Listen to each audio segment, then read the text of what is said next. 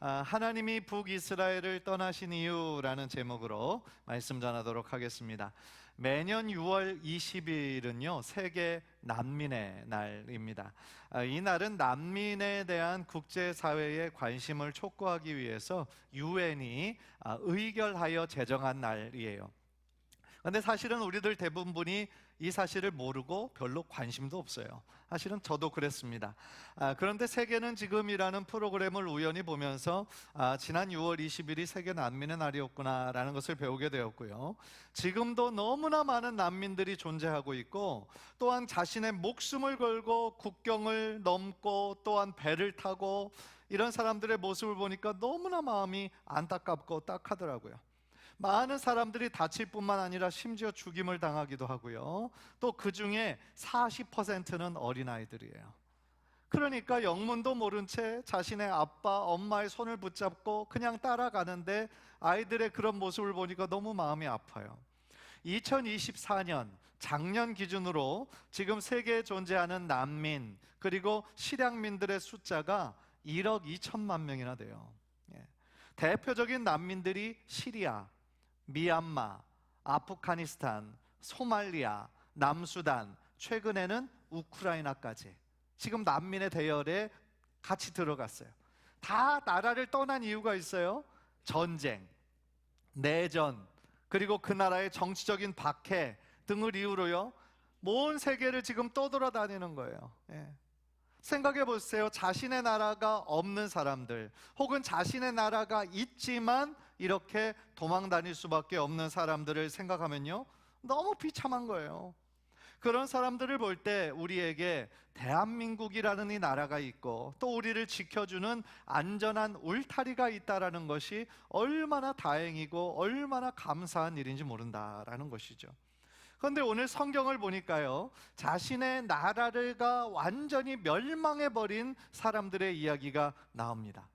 북이스라엘이에요. 그런데 북이스라엘은 보통 나라가 아니에요. 단순히 전쟁에 패해서 그 나라가 역사 속에서 사라진 것이 아니라 사실은 하나님의 백성으로서의 정체성을 잃어버렸기 때문인 것이거든요. 당시의 시대적인 배경을 살펴보면 당시의 그 마지막 왕, 북이스라엘의 마지막 왕은 호세아라는 사람이었어요. 그런데 호세아가 무슨 생각이었는지는 모르지만 매년 아수르에게 바치던 조공이 있었어요. 그러니까 아수르의 속국처럼 그렇게 살아가고 있었던 때였어요. 그런데 그때 어느 마음이 들었는지 모르지만 조공 바치기를 이제는 더 안 하겠다. 그러고 밑에 있었던 애굽이라는 나라와 동맹을 맺어요. 그리고 반아수르 정책을 펼쳐요. 그 내용이 17장 4절 5절에 나와 있거든요. 한번 제가 읽겠습니다. 그가 애굽의 왕 소에게 사자들을 보내고 해마다 하던 대로 아수르 왕에게 조공을 드리지 아니하매 아수르 왕이 호세아가 배반함을 보고 그를 옥에 감금하여 두고 아수르 왕이 올라와 그 온 땅에 두루다니고 사마리아로 올라와 그곳을 3년간 애워쌌더라 그랬어요. 여러분, 고대 국제사회에서 강대국이 있고 약한 나라가 있죠. 그런데 당시 북이스라엘은 그 국력이 좋지 않았죠. 그러니까 아수르에게 계속해서 조공을 바쳤는데 계속 잘 들이던 거를 어느 순간에 멈췄다라고 생각해 보세요. 아수르의 입장에서 볼 때는 이거는 뭐예요? 배신이에요. 배신의 결론은 전쟁이에요. 따라서 아수르는요 곧바로 그 북이스라엘의 수도였던 사마리아 성으로 쳐들어온 거예요. 그래서 사마리아 성을 3년간이나 애워싸고, 왜냐하면 그 정도로 사마리아가 높이 위치하고 있고 아주 난공불락이었다는 거예요. 아수르와는 대군이 몰려와서도 한 번에 물리치지 못할 정도로 굉장히 견고한 성이었어요. 그러나 계속되는 공격 속에서 3년 만에 무너지고 말아요. 그래서 전쟁에 지고 난 이후 많은 북이스라엘 백성들이 죽고요, 나머지 남은 사람들은 아수르로 포로로 끌려가죠. 그런데 여러분 생각해 보세요. 북이스라엘은 하나님의 백성이었어요. 그리고 결국 아수르에 멸망당하는데요, 그 이유가 무엇이겠어요? 물론 정치적인 이유는 그들이 아수르를 배반해서 아수르의 그과의 전쟁에서 패배했기 때문이에요. 그러나 성경은요 정치적이고 군사적인 이유보다 우리에게 영적인 이유를 얘기해 주시는 거예요. 그 영적인 이유가 뭘까요? 북이스라엘이 망한 이유, 완전히 역사 속에서 사라져버린 이유는요, 하나님이 그들을 떠나셨기 때문이라는 거예요. 하나님이 그들을 떠나셨기 때문에 북이스라엘이라는 한 나라가 완전히 멸망해버린 거예요. 그런데 여러분, 그 말이 더 무서운 거예요. 하나님의 언약이 있었던 나라였고 하나님의 은혜로 시작했던 그 나라였는데 하나님께서 왜 떠나셨을까요? 우리는 그 점에 대해서 한번 생각해 보기 원하는 거예요. 그리고 오늘날 우리들에게 주시는 하나님의 메시지가 무엇인지 다시 한번 깨닫기를 원하는 것입니다. 첫 번째로 하나님이 이스라엘을 그 떠난 이유는요, 그들이 하나님의 은혜를 잊었기 때문이에요. 하나님의 은혜를 완전히 망각했기 때문이에요. 7절을 보세요. 7절. 우리 다 함께 한번 읽을까요? 시작. 이 일은 이스라엘 자손이 자기를 애굽 땅에서 인도하여 내사 애굽의 왕 바로의 손에서 벗어나게 하신 그 하나님 여호와께 죄를 범하고 또 다른 신들을 경외하며, 제일 앞에서 얘기하는 이 일은 제가 방금 전에 말씀드린 것처럼 북이스라엘이 아수르에 멸망당한 것을 얘기하는 거예요. 그러니까 그 멸망당한 이유를 지금 명백하게 성경은 밝히고 있어요. 무엇입니까? 출애굽의 은혜를 잊었다라는 거예요. 이스라엘의 정체성은 어디에 있습니까? 이스라엘이라는 나라가 어떻게 시작했습니까? 400년 동안 애굽의 노예였던 백성들이에요. 이름도 없었던, 나중에 히브리 민족이라는 것이 붙었죠. 그런데 하나님께서 그 민족을 긍휼히 여겨주셨어요. 그래서 애굽의 바로 왕 밑에서 정말 소망 없이 자유를 누리지 못하던 민족들을 구원해 주셨잖아요. 그것이 출애굽의 은혜로 북이스라엘이라는 나라가 생겨난 거예요. 한마디로 하나님께서 그들을 도와주시지 않았다라고 한다면 이스라엘이라는 나라는 존재할 수 없는 나라였다라는 거예요. 그런데 이스라엘은요, 이 북이스라엘은 그 하나님의 출애굽의 은혜를 어떻게 한 거예요? 까맣게 잊은 거예요.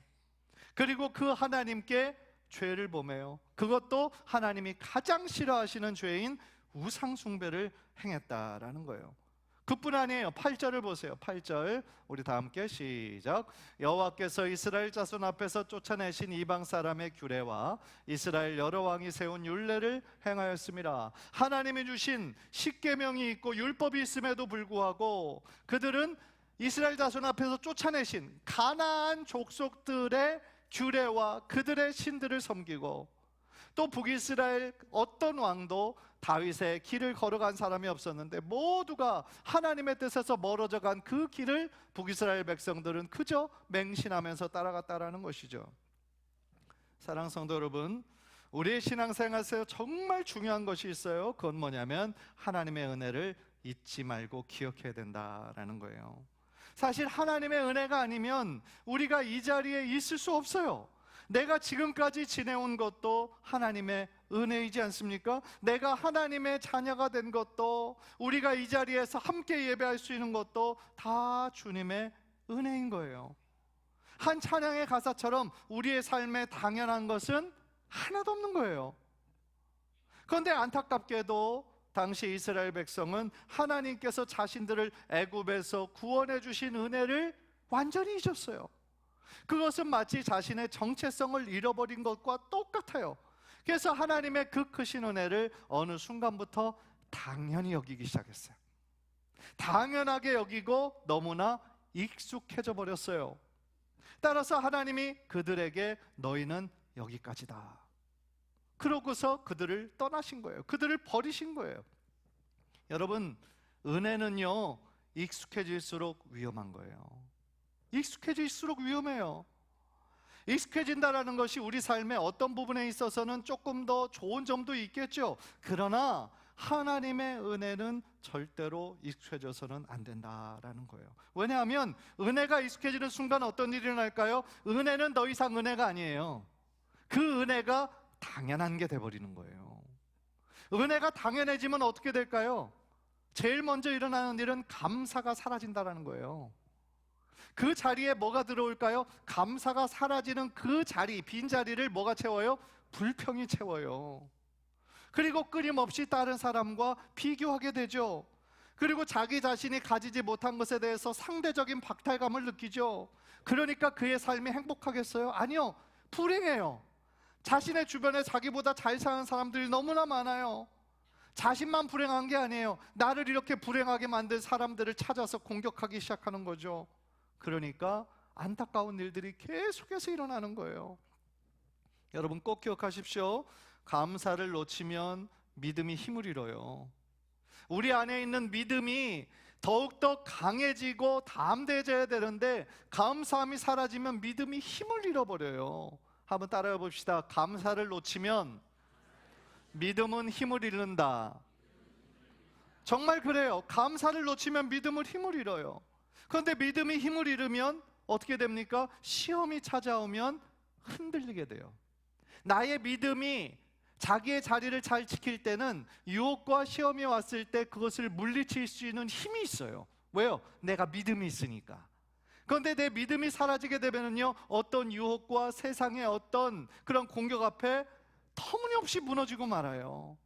얼마나 안타까운 일입니까? 결국 신앙이 무너지는 거는요, 감사가 사라지는 그 자리에서 무너지기 시작하는 거예요. 따라서요, 우리는 아침에 눈을 뜰 때부터 하나님 오늘 또 우리에게 또 다른 하루를 선물로 주시고 우리에게 생명을 주신 하나님께 감사로 시작하는 우리 성도님들 되시기를 주님의 이름으로 축복합니다.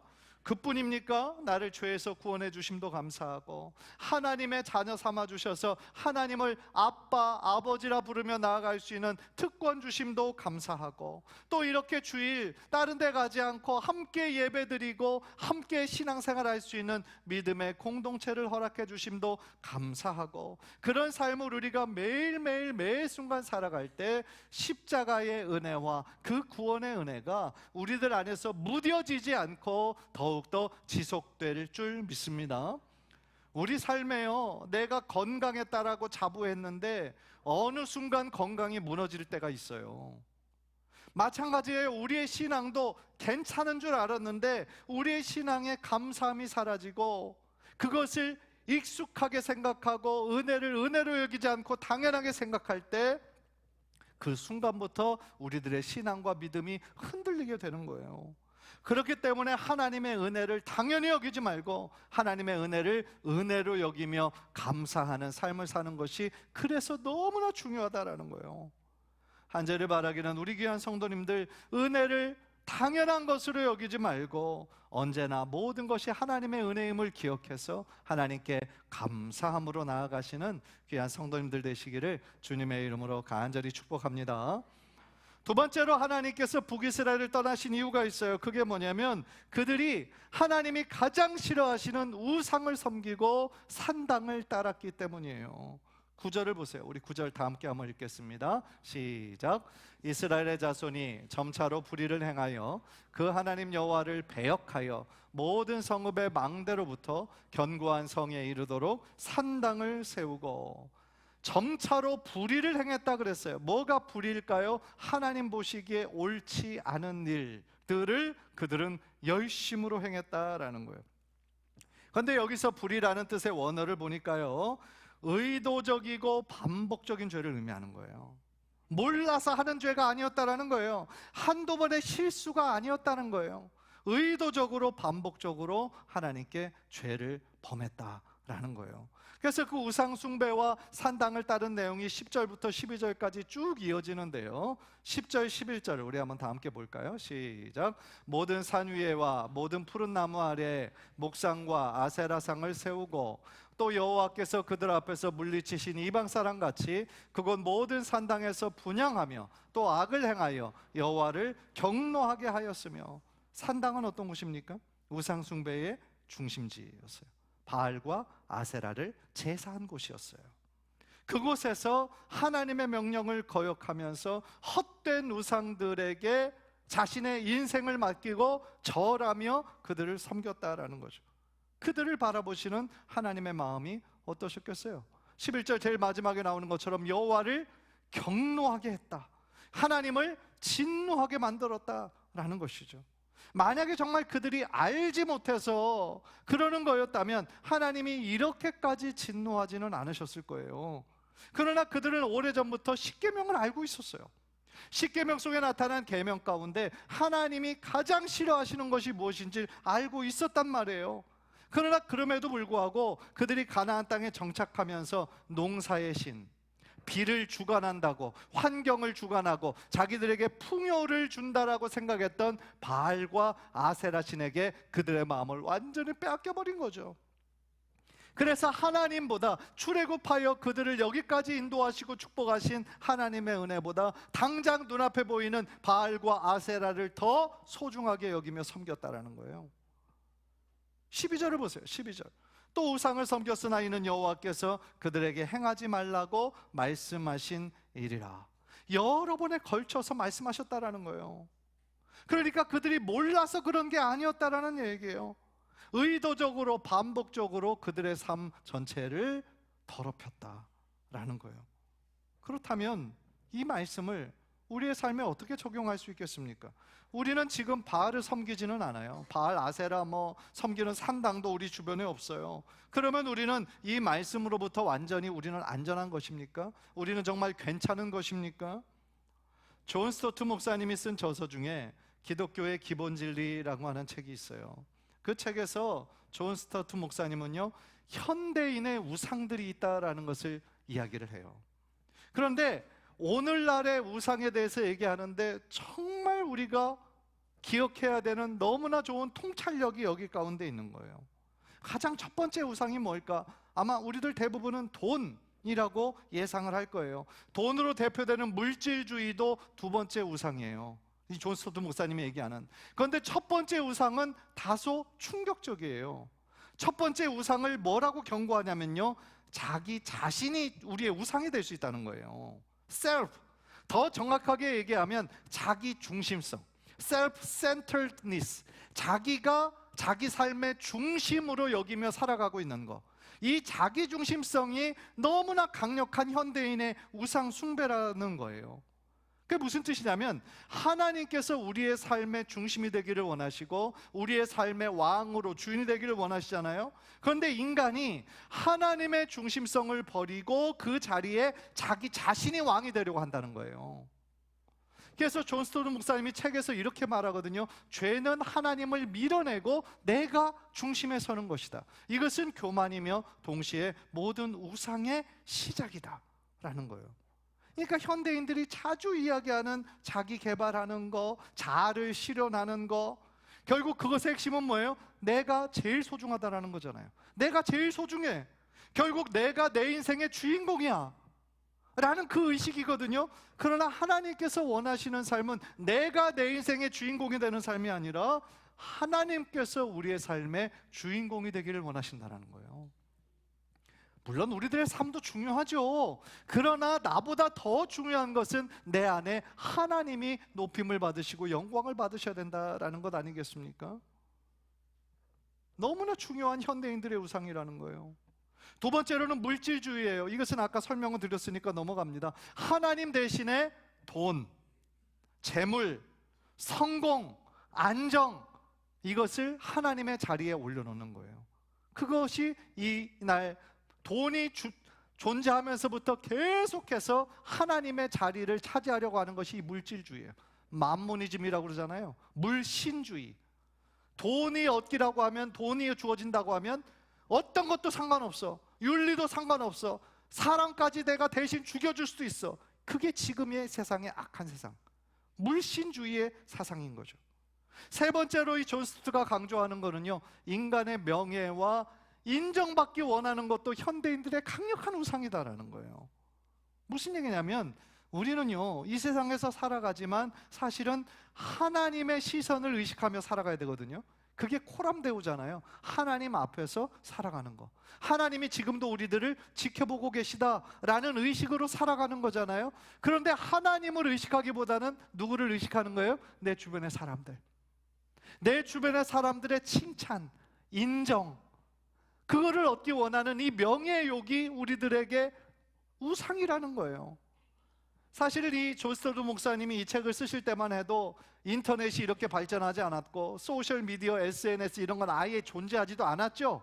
그런데 존 스토트 목사님은 마치 미래를 바라보는 것처럼 다른 사람들의 인정을 목말라 하는 이 현대인들의 우상을 너무나 정확하게 지적하는 거죠. 우리 어르신들은 많이 안 하시지만 젊은 세대들은 SNS를 떠나서 살 수가 없거든요. 페이스북이나 인스타나 뭐 이런 자기 자신을 이렇게 드러내고 또 다른 사람들은 어떻게 사는지 보고 이러한 것들에서 정말 헤어나지 못하고 있는데, 사람들의 어떤 인정, 좋아요, 어떤 칭찬 이런 듣는 것을 너무나 목말라 하며 살아가고 있다는 거예요. 사랑하는 성도 여러분, 하나님보다 더 중요하게 생각하고 하나님보다 더 신뢰하고 하나님보다 더 사랑하는 것이 있다면 그것이 우리에게 우상이 될 수 있어요. 어떤 것이든지 다 우상이 될 수 있어요. 우리가 주의를 귀하게 생각하고 우리의 창조주 하나님께 예배하는 것을 내 삶의 사명, 내 삶의 본분으로 여기지 않는다면요, 어느 순간 산당으로 변해버릴 수 있다는 거예요. 우리가 정말 명심해야 되는 말인 거죠. 안젤이 바라기는 세상의 그 어떤 것도요, 우리에게 영원한 만족이 될 수 없어요. 세상의 그 어떤 것도요, 지금은 좋아 보이지만 그것이 우리를 지켜주지 못해요. 오직 우리들의 삶을 주장하시고 우리의 삶을 지켜주시는 오직 하나님만 더 신뢰하고 하나님만 사랑하는 우리 성도님들 되시기를 주님의 이름으로 간절히 축복합니다. 마지막으로 하나님께서 북이스라엘을 버리신 이유는요, 하나님의 거듭되는 경고를 무시했기 때문이에요. 13절 보세요. 여호와께서 각 선지자와 선견자를 통하여 이스라엘과 유다에게 지정하여 이르시기를 너희는 돌이켜 너희 악한 길에서 떠나 나의 명령과 율례를 지키되 내가 너희 조상들에게 명령하고 또 내 종 선지자들을 통하여 너희에게 전한 모든 율법대로 행하라 하셨으니. 그랬어요. 그러니까 하나님께서 선지자와 선견자를 왜 보내셨겠어요? 그들을 향한 하나님의 뜻이 무엇인지 알려주기 위해서였어요. 그리고 그들을 계속하여 보내시면서 무엇을 말씀하셨습니까? 돌이키라는 거예요. 너희들이 가고 있는 그 악한 길에서 돌이키라는 거예요. 나에게로 가까이 나오라는 거예요. 회개하라는 거예요. 나의 명령과 율례를 떠나지 말라고 얘기했잖아요. 무슨 얘기냐면 하나님께서 그들을 완전히 떠나시기 전에, 심판하시기 전에 그들에게 충분한 기회를 주셨다라는 얘기예요. 즉 그들이 망하지 않을 수 있었어요. 북이스라엘이라는 나라가 계속해서 존재할 수도 있었다고요.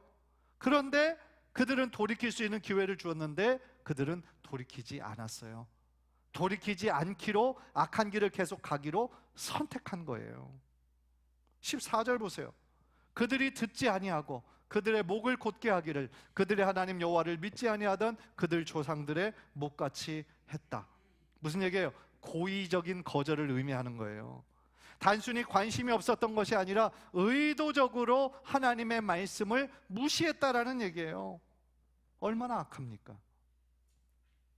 심지어 17절을 보면은요, 얼마나 그들이 악했는지 자신들의 자녀들까지도 제사를 드렸어요. 이 악한 신들에게 인신 제사를 드렸어요.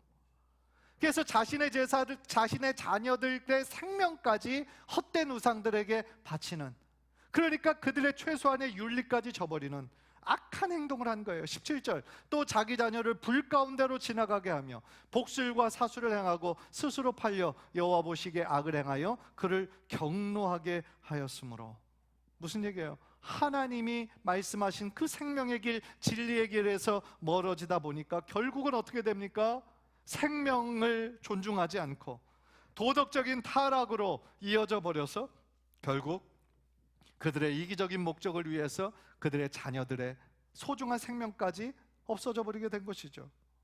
사랑하는 성도 여러분, 하나님은 오늘날 우리들에게 아주 강하게 경고하시는 거예요. 무슨 경고입니까? 하나님의 말씀을 가볍게 여기면 안 된다는 거예요. 하나님의 말씀을 무시하면은요, 그 하나님 앞에 반드시 심판을 받게 된다는 얘기예요. 따라서 하나님께서 내가 너에게 충분한 기회를 줬다. 그런데 네가 돌이키지 않았다. 그러면 이게 끝이다. 이제 그만하자. 말씀하시기 전에 우리에게 기회가 있을 때 어떻게 됩니까? 철저히 회개하고 하나님 앞으로 나와야 된다라는 거예요. 하나님의 말씀은 우리를 살리시는 생명의 말씀, 진리의 말씀이지만 반대로 그 말씀을 우리가 의도적으로 무시하고 거역하고 불순종하면 그 말씀이 우리에게 심판의 기준점이 되는 거예요. 내가 너에게 말하지 않았느냐? 그런데 그 말을 네가 의도적으로 거역하고 무시하고 하나님의 뜻이 무엇인 줄 알면서도 다른 길을 갔다고 한다면 결국 그 사람에게는 파멸 뿐인 거죠. 말씀이 들리지 않는 시대에 살아가는 거 무서운 일이죠. 말씀이 들리지 않는 시대. 그런데요, 여러분, 더 무서운 게 있어요. 말씀이 들려도 반응하지 않는 시대에 살아가는 게 더 무서운 거예요. 오늘날의 시대가 바로 그런 시대인 거예요. 말씀이 없어서가 아니에요. 목사님이 없어서가 아니에요. 우리가 원하기만 하면 언제든지 어느 곳에서 하나님의 말씀을 들을 수 있어요. 우리가 성경 지식이 없어서 망하는 게 아니에요. 말씀대로, 들은 말씀대로 살지 않기 때문에 그것이 위기인 거예요. 하나님의 말씀을 귀로만 듣고 우리의 삶으로 실천하지 않기 때문에 그게 문제인 거예요. 그런 면에서 여러분에게 질문 드리고 싶어요. 여러분은 하나님의 말씀을 얼마나 중요하게 생각하고 계십니까? 일주일에 한 번 와서 이렇게 주일 설교를 그냥 귀로 듣고 있는 것을 물어보는 것이 아니에요. 단순히 귀로 듣는 게 중요한 게 아니에요. 여러분의 마음을 열고 전심으로 선포되는 하나님의 말씀 앞에 믿음으로 반응하고 있는지를 물어보는 거예요. 말씀에 반응하는 것이 너무나 중요한 거예요. 단 한 가지 포인트라도 내 마음에 남는 것이 있다면, 나에게 계속 생각나는 것이 있다면 그것은 하나님께서 여러분들에게 주시는 메시지인 거예요. 그리고 여러분들에게 다시 한번 돌이킬 수 있는 기회를 주시는 거예요. 왜 그런 기회를 여러분에게 주실까요? 하나님께서 여러분을 사랑하시기 때문이에요. 사랑하시지 않고 무관심하면 그 전에 주었던 기회로 충분해요.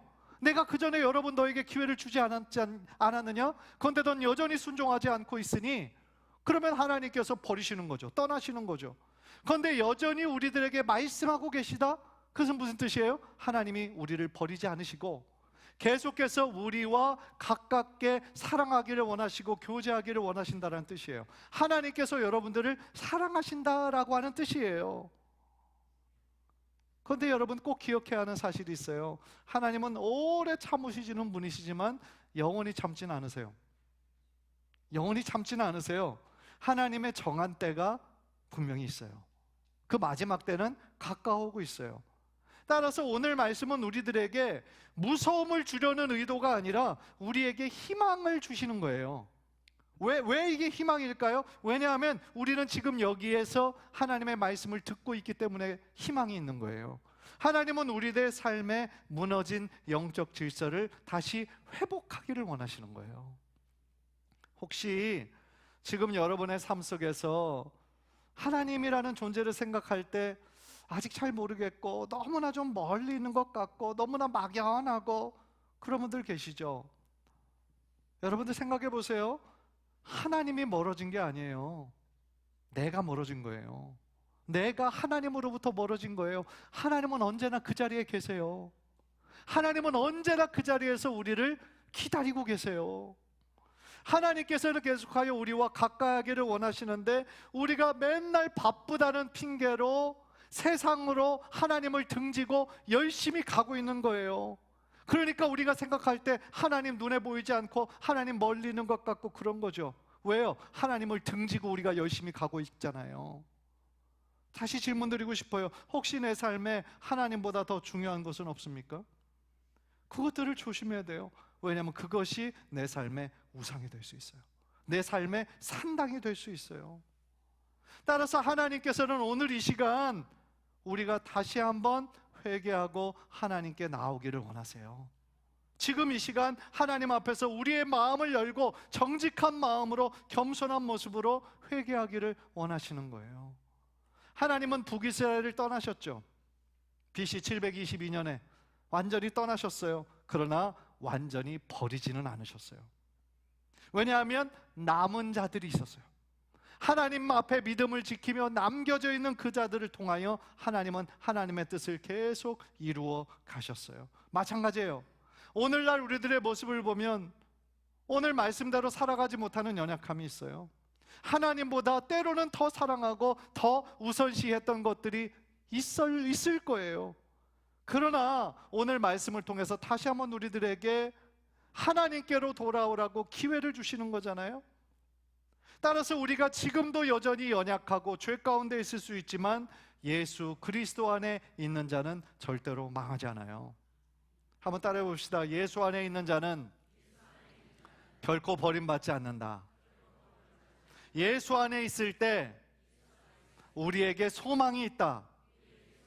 믿으십니까? 우리가 예수 안에 있기를 절대로 포기하지 않을 때 하나님께서는 우리를 절대로 포기하지 않으세요.